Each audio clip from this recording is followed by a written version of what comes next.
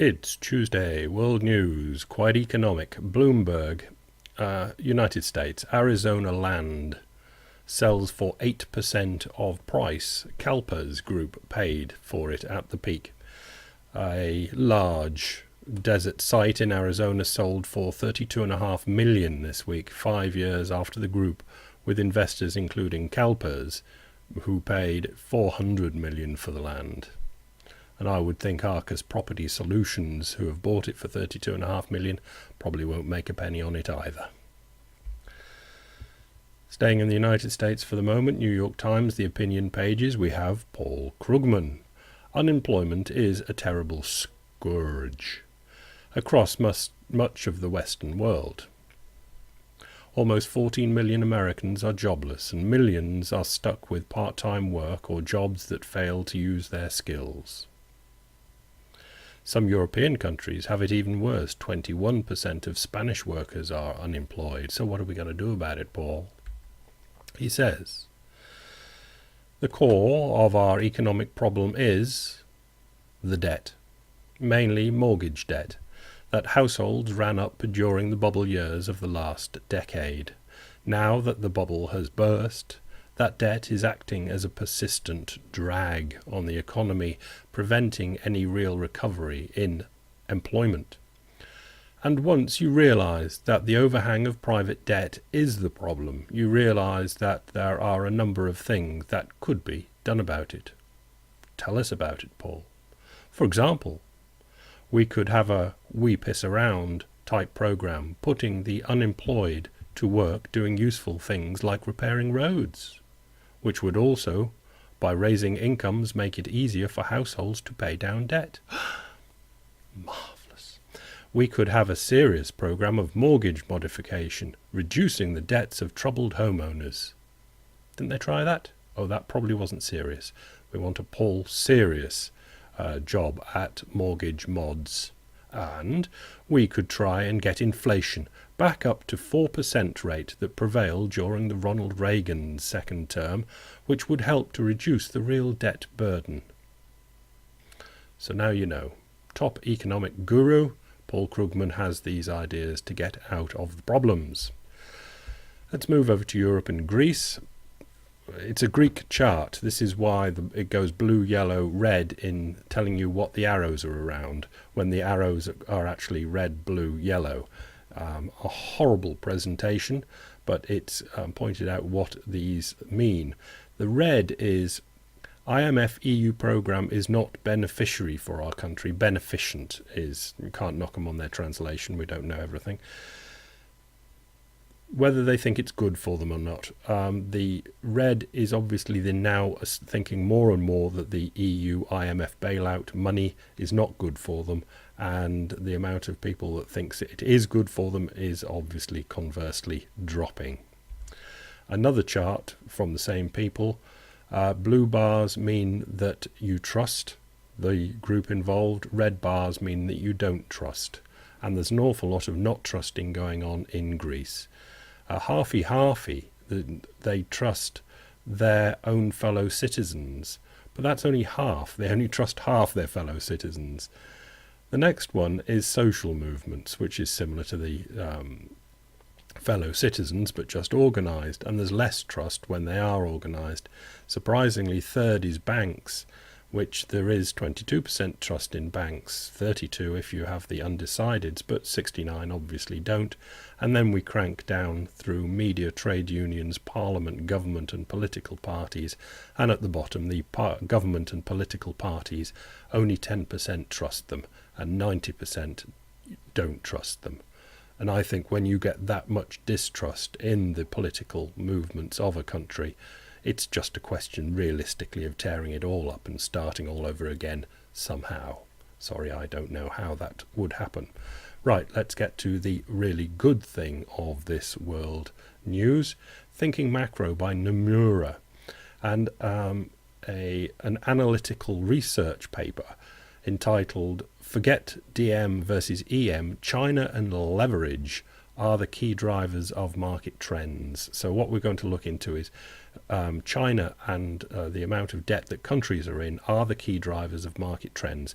Now, Jim McCormick and Irina Sekulska should get bonuses for this work. I think it is a work of genius.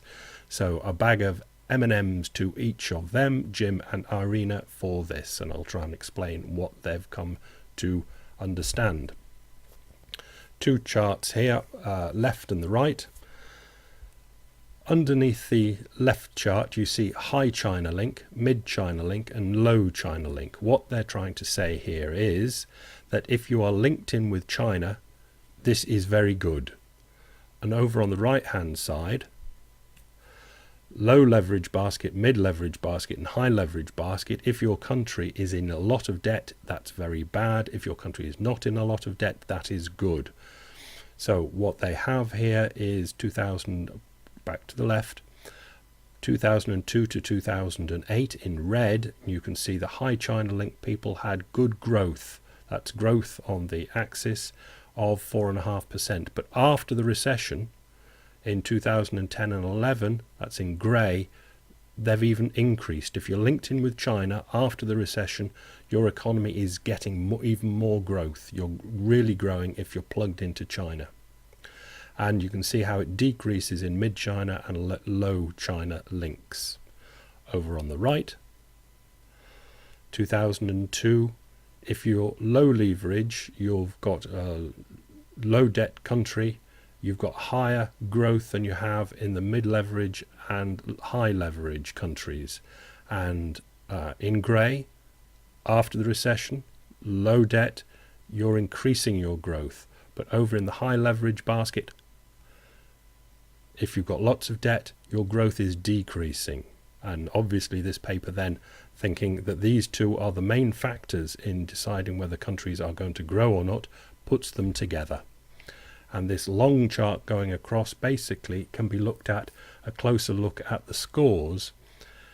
What we really have is the East on the left and the West on the right.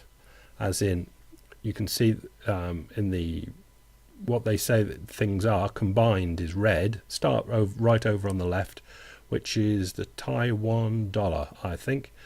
China is red, and then you get pink, which is China link score and the country's leverage. So the combined score in red for Taiwan is really tip top because they're really plugged into China. MYR, Malaysian ringgit perhaps. Anyway, all of those I think are Eastern countries. Norwegian kroner might actually be in there, but you've got different ways that they're good. But over on the other side, low overall basket, where they've got too much debt and they're not plugged into China, all Western, running across them from the worst. Ireland obviously on the far there because of its huge debt. Spain, Great Britain, Portugal, New Zealand strangely is in there, Greece, Netherlands, Belgium, the United States, Switzerland, France and Italy all have neither good plug into China or low debt. In the middle we have strange ones, which are Germany, the Aussie dollar, which is quite plugged into China and it's got little debt, and Canada, which has got little debt. But basically the only countries that are growing are the ones in the East that have low debt and are plugged into China. There's another way of looking at it. High China basket, low China basket, those three groupings have now been put into baskets, and you can see high China basket since 1999 have consistently grown more than anybody that isn't connected to China. And in the middle one, the low leverage basket have consistently grown more than the ones with high leverage, and naturally the linkage of the two, high overall basket is obviously the ones that have been growing the most. And I'll leave you with this great swatch of information that they've dug all this these charts from, which have got the countries in there and more details.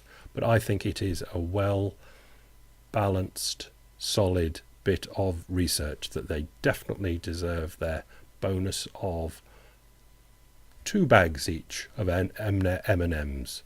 I think it's good stuff. So dig out your own country, see where you are. The chances are it's not in a good state if it's not plugged into China and it's got lots of debt. But then, of course, the big question that we come at to after all this, what happens if China goes down? Oh, it's so difficult. But that's it for today. Bye.